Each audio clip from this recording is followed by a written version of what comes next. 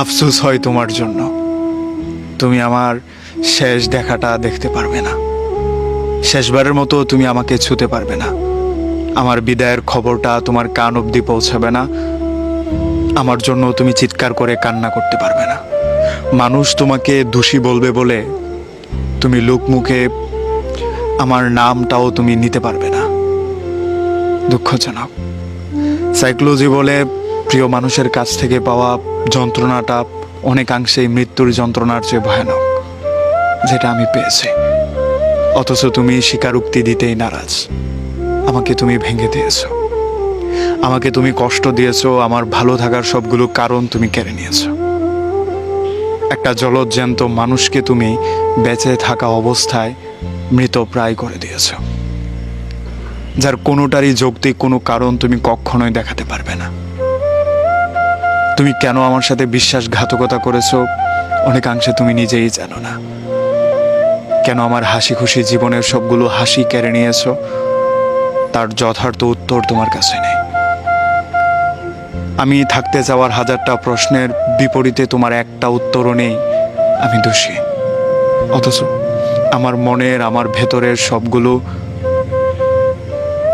কোষ জানে আমি অপরাধী তোমার কাছে, যেখানে আমার কোনো অপরাধই ছিল না।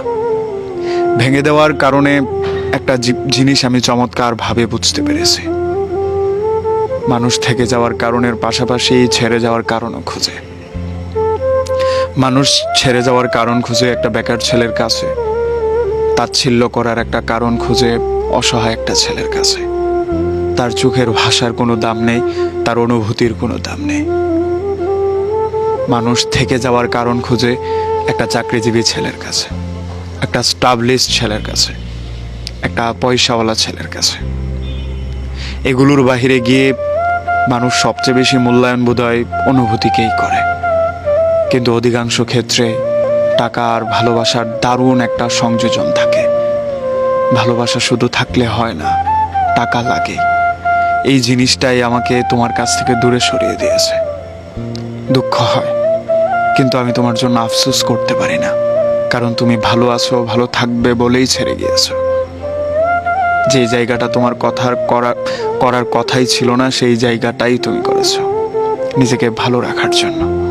কিন্তু আমার আফসোস, আমাদের শেষ দেখা হবে না। আমার জন্য তুমি চিৎকার করে কান্না করতে পারবে না, মানুষের মুখে খারাপ কথা শুনবে বলে। আমাকে তোমার শেষ দেখা হবে না, শেষবারের মতো তুমি আমাকে স্পর্শ করতে বসবে না। কত বড় আফসোস।